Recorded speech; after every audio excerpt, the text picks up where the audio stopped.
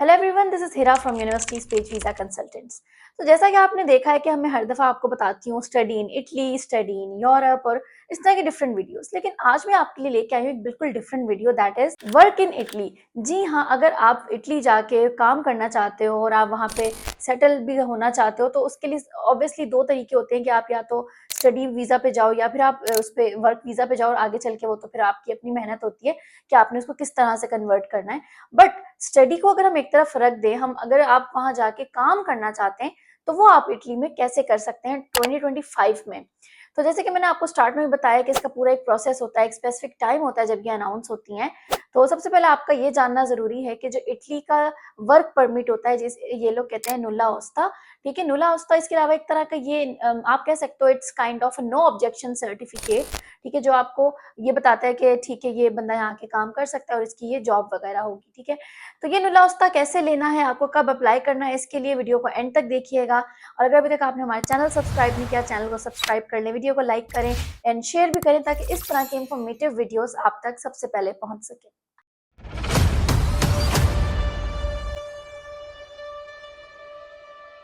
सबसे पहले मैं आपको ये बता दूं, अगर आपने इटली में जॉब्स करनी है तो वहाँ पे दो तरह की जॉब्स आपको मिलेंगी, एक कोटा बेस्ड होंगी और एक नॉन कोटा बेस्ड होंगी।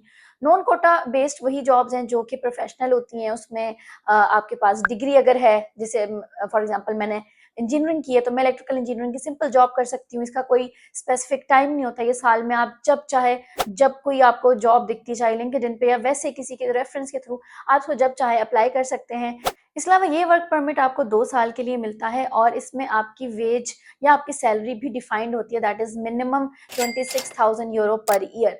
ये तो हो गया नॉन कोटा सिस्टम, लेकिन मैं आज इसकी बात नहीं कर रही, मैं बात कर रही हूँ स्किल्ड वर्कर्स की, जिनके पास छोटी मोटी स्किल्स होती हैं जो आती हैं नॉन कोटा में। तो इसकी जो दूसरी टाइप है दैट इज कोटा बेस्ड, हम उसकी बात करते हैं। कोटा सिस्टम आपका ये होता है कि आपका स्पेसिफिक कोटा होता है, ठीक है, ये नॉन यूरोपियन सिटीजन के लिए होती हैं। अब ये डिपेंड करता है कि इटली में कितनी किस किस सेक्टर में उन्हें चाहिए लेबर, और वो फिर इस तरह से उसको एडवर्टाइज करते हैं। इसमें कोई खास एजुकेशन नहीं चाहिए होती, कोई डिग्री नहीं चाहिए होती, इसमें मतलब आप एक तरह से कह सकते हो कि एक तरह की लेबर जॉब होती है और इसमें आपके पास कोई मतलब स्पेसिफिक इनकम नहीं होती डिफाइन, जैसे कोटा नॉन कोटा सिस्टम में थी कि 26,000 यूरो पर ईयर होनी ही चाहिए। इसमें कोई ऐसा इशू नहीं है, या तो ये 9 मंथ वाली होगी या 1 ईयर वाली होगी, ठीक है।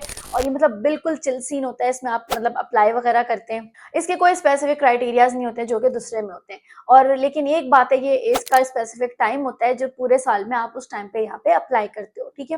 अच्छा, कोटा सिस्टम की एक और बात है कि ज्यादातर जॉब्स आपको यहाँ पे मिलती हैं। अब कोटा सिस्टम में भी आपके पास 3 तरह की कैटेगरीज लाई करेंगी, that is non seasonal, domestic और सीजनल। नॉन सीजनल ये आपका 1 ईयर का होता है, इसे आप B2020 भी कहते हो। डोमेस्टिक ये आपका अगेन 1 ईयर का होता है वर्क परमिट, और इसको हम कहते हैं एबिस।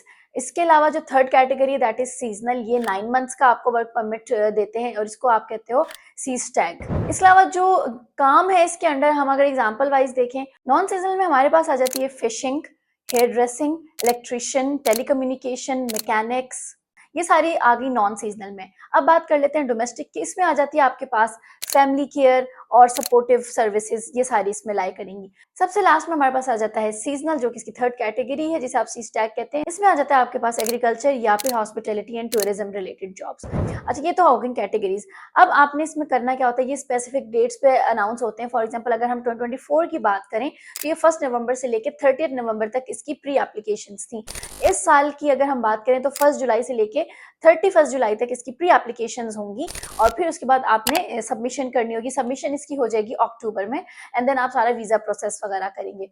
और द मोमेंट आप इसमें अप्लाई करते हैं, टाइम बड़ा मैटर करता है। फॉर एग्जाम्पल अगर फॉर एग्जाम्पल ये 8 बजे उन्होंने सबमिशन ओपन करनी है, तो आप 8:05 पे इसको सबमिट कर दें, क्योंकि जो आप लोग का सिलेक्शन होता है वो टाइम बेस्ड ही होता है। इसमें आप कह सकते हो फर्स्ट कम फर्स्ट सर्व वाला किस्सा हो रहा होता है। और फीमेल्स का कोटा अलग होता है, तो उनको इतना इशू नहीं होता, तो उनको तो वो जॉब मिलनी ही होती है, क्योंकि फीमेल्स में इतना ज्यादा कॉम्पिटिशन नहीं होता। तो ये आपने याद रखना कि जितना जल्दी करेंगे उतना जल्दी आपका प्रोसेस होगा। तो the moment you will submit your application, आपको 2 से 4 दिन, वैसे एक दिन में भी हो सकता है, बट मैक्सिमम 2 से 4 दिनों में आपको आपकी रिसिप्ट मिल जाती है। अब इस रिसिप्ट में क्या चीजें होती है, इसमें एम्प्लॉयर की डिटेल्स होती हैं, इसमें आपकी अपनी डिटेल्स होती हैं। इसके अलावा आपके एप्लीकेशन का टाइम और डेट भी उसमें मेंशन होता है। इट मींस कि ये जो आपका एप्लीकेशन टाइम है जो सबमिट आप कर रहे हो ये बड़ा इंपॉर्टेंस रखता है, ठीक है। इसके अलावा अगर हम बात करें कि जैसे मैंने आपको बताया कि नॉन सीजनल और डोमेस्टिक वन वन ईयर का आपको देते हैं, जबकि सीजनल आपको सिर्फ 9 मंथ्स का देता है। तो जो ये वाला है आपके पास 1 ईयर वाला, ये जो है ना इसमें तकरीबन इसका नुल्ला औस्ता आने में आप लाइक आपका जो वर्क परमिट आने में 2 मंथ्स लग जाते हैं, जबकि जो दूसरा है 1 मंथ उसमें लग जाता है सीजनल में, जो 9 मंथ्स के लिए आपको देते हैं, ठीक है। इसके अलावा हम बात कर लेते हैं इसका वीजा प्रोसेस कैसे होगा। जब the moment you will get your नुल्ला औस्ता, ठीक है, ये इटालियन में इसको कहते हैं वर्क परमिट को, तो आपने अपने वीजा की तैयारी स्टार्ट कर देनी, ठीक है। आपने कॉन्सुलेट में या जो भी VFS ग्लोबल के थ्रू जो भी आपने अपनी अपॉइंटमेंट लेनी है, तो जो डॉक्यूमेंट्स आपको चाहिए, आपने अपना ड्यूली फिल्ड फॉर्म होना चाहिए, आपका पासपोर्ट बना हुआ होना चाहिए, आपका नुल्ला औस्ता उसके साथ कनेक्ट अटैच होगा। इसके अलावा आपके एम्प्लॉयर की डिटेल्स उसके साथ लगेंगी, आपका जो भी आप जिस कैटेगरी में अप्लाई किया, लेट्स से आपने सी टैग में किया है, सी टैग में किया है, तो आप वो लगाएंगे उसके साथ। फिर आपकी फ्लाइट की रिजर्वेशन उसमें लगेंगी, आपकी इंश्योरेंस लगेगी, और सबसे लास्ट में आपकी पासपोर्ट साइज पिक्चर्स उसमें लगेंगी। अब ये सारा जो प्रोसेस होगा ये ऑलमोस्ट 2 मंथ्स आपका ले लेगा, ठीक है। तो आपने इस चीज को भी देखना है। अच्छा, आपको अपॉइंटमेंट कब की मिलती है, अगेन ये डिपेंड करता है आपकी अवेलेबल अपॉइंटमेंट्स पे, लेकिन इसमें ज्यादा और कम टाइम दोनों लग सकते हैं डिपेंडिंग अपॉन योर सिचुएशन। लेकिन the moment you will file, ये आप जो अपनी फाइल सबमिट करेंगे, आपका इंटरव्यू होगा या जो भी चीजें होंगी, उसके बाद आपने मिनिमम 2 मंथ्स का मार्जिन रखना है। 2 मंथ्स मैक्सिमम आपका टाइम है, उसके पहले भी आ सकता है, 1.5 मंथ भी मोस्टली लगता है, लेकिन आपने से 2 मंथ्स का टाइम देना ही देना है, और फिर आपका वीजा अप्रूवल आ जाता है, और उस पर वो टाइम पीरियड भी मेंशन होता है, आपको इतना ही टाइम का वीजा मिलता है। तो आप ऑलमोस्ट कह सकते हो कि जब आप अप्लाई करेंगे और वहां से लेके वीजा मिलने तक आपको तकरीबन तकरीबन 10 मंथ्स लग जाएंगे, जो कि ऑलमोस्ट 1 ईयर बन जाता है, क्योंकि फिर ऑब्वियसली आपने जाने की भी तैयारी करनी होगी एंड एवरीथिंग। तो ये था पूरा प्रोसेस इटालियन वर्क परमिट का। आई होप आपको वीडियो इन्फॉर्मेटिव लगी होगी, आपको टाइप्स भी समझ में आई होंगी। सो गेट रेडी, एंड जैसे ही जुलाई आए इसमें जरूर अप्लाई करें। If you need any professional help you can contact our team, university space visa consultants की प्रोफेशनल टीम आपको हेल्प आउट करेगी। So yeah that's all for today's video. अगर आपके क्वेश्चन है मुझे कमेंट सेक्शन में लिख के जरूर बताइएगा। Thank you and Allah Hafiz everyone.